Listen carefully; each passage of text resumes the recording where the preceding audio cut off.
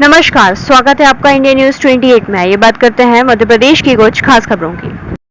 Trainer बोले धूल को साफ करना जरूरी।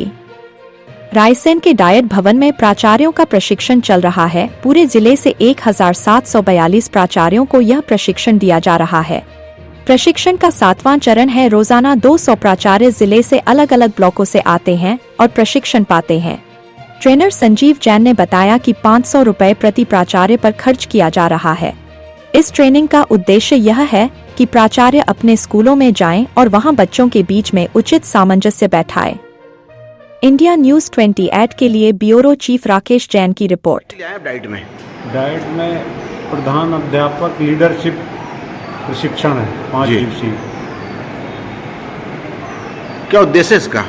इसका उद्देश्य है कि एक प्रधान अध्यापक शाला में एक लीडर की भूमिका कैसे निभा सके, जिससे कि सभी बच्चों को, समुदाय को नई एनईपी शिक्षा नीति 2020 का क्रियान्वयन सही रूप से हो सके, जिसको बच्चों को और समुदाय को लाभान्वित हो सके। कितने साल हो गए आपको नौकरी को? मेरे को 23 साल हो गए। तो आपको ये लगता है कि ये उपयोगी है, ये इतना पैसा खर्च करना? उपयोगी। क्या उपयोगी है इसमें?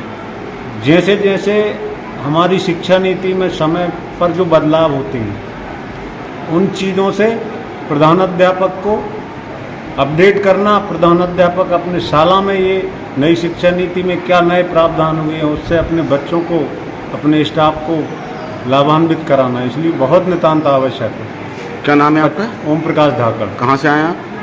पीएम श्री शासकीय बालक माध्यमिक शाला बरेली। मैं एनपीएस भीमपुर से आई हूँ, वहाँ की शाला प्रभारी हूँ। और यहाँ पर जिला शिक्षा और प्रशिक्षण संस्थान में हमारा 5 दिवसीय नेतृत्व प्रशिक्षण का कार्यक्रम बहुत अच्छे से संचालित किया जा रहा है। यहाँ पर हमको लीडरशिप के बारे में इतने अच्छे से बताया जा रहा है कि हम जाकर अपने स्कूल में किस तरीके से इम्प्लीमेंट कर सकते हैं, अपने स्कूल में किस तरीके से बच्चों को आगे बढ़ा सकते हैं, किस तरीके से अच्छी तरीके से उनको मोटिवेट कर सकते हैं, इसके बारे में बहुत अच्छे से जानकारी दी जाती है। माध्यमिक शाला करमवाड़ा से हूँ और इस प्रशिक्षण का मुख्य उद्देश्य ये है कि जैसे कि हम लोग अधिकतर जो टीचर्स हैं वो ग्रामीण क्षेत्र में भी काम करते हैं। विपरीत परिस्थितियां होती हैं, विपरीत परिस्थितियों में हम तालमेल कैसे बैठा सकें बच्चों के साथ, उनके पालकों के साथ, साथी शिक्षकों के साथ, ये हमें इस प्रशिक्षण में सीखने को मिला। तो पहले आप नहीं बैठाते थे तालमेल? बिल्कुल बैठाते थे, लेकिन डिजिटल युग है सर, और उस डिजिटल युग में भी किस तरह से जो चीज़ें बदल रही हैं उन चीज़ों को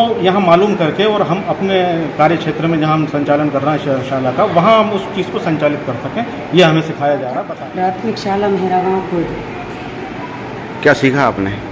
सर यहाँ पर आके सारी चीज़ें जो नियम नए निकले हैं, नई चीज़ें, नीतियाँ, वो सिखाई गई। यहाँ पर आके मैंने सबसे मुख्य चीज़ जो सीखी, समानता और समता दोनों चीज़ों में क्या अंतर है, इक्विटी और इक्वलिटी, ये बहुत विशेष तरीके से सिखाया गया कि हमारे पास जो साधन उपलब्ध हैं वो किस तरह से हम समानता से उन्हें वितरित कर और समता लाने के लिए उनको इस्तेमाल करें। शासन द्वारा हमें जो व्यवस्थाएं उत्पन्न दी जाती हैं वो समानता दी जाती है, लेकिन हम अपने बुद्धि विवेक का उपयोग करके उनको किस तरह से उपयोग करें कि सारे बच्चे समता से पठन पाठन कर सकें। पहले नहीं होता था ऐसा? क्या नहीं होता था सर, हर चीज़ होती है, मगर समय परिवर्तनशील, नई नई जो चीज़ें आती हैं तो प्रशिक्षण द्वारा ही तो हम सीखते हैं। तो एक दूसरे से क्या नया, कुछ नया तो बताओ आप मुझे। क्या बताया मैंने? समता, समानता और साझा विजन।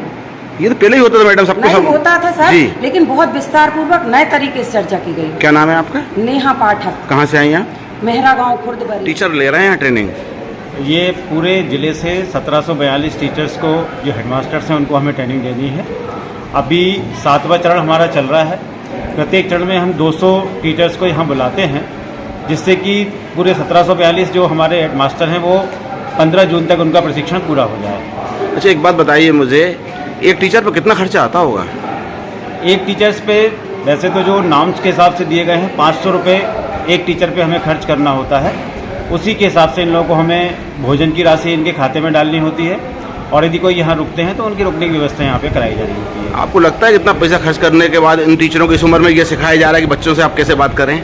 देखिए, प्रगति जो है वो उससे हमेशा सीखने को मिलता है जी। निश्चित रूप से कुछ चीज़ें हम लोगों से जो हमारे ऊपर धूल लग जाती है उसको दूर करने के लिए हमें उसको साफ करना भी ज़रूरी है। तो ये ऐसा नहीं है कि उनको बिल्कुल सिखाया जा रहा है, उनके ऊपर जो धूल लगी हुई है उस धूल को कैसे साफ किया जाए वो समझाने का प्रयास इसमें किया जाता है। किसके ऊपर धूल लगी, बच्चों के ऊपर या टीचरों के ऊपर? नहीं, जब हम कभी कोई काम करते हैं जी। तो निश्चित रूप से हम कुछ चीज़ें छूट जाती हैं हम लोगों से। तो आपने देखा होगा जब हनुमान जी को लंका पे जाना था तो वो अपना सब कुछ भूल गए थे, तो उन्हें जामवंत जी ने सिखाया था। उसी प्रकार से जो कुछ भूल जाते हैं तो उसको कैसे रिफ्रेश करें, कुछ नई चीज़ जो आई हैं उन नई चीज़ों को हम कैसे इम्प्लीमेंट करें, उन चीज़ों को इन प्रशिक्षण में बताया जाता है।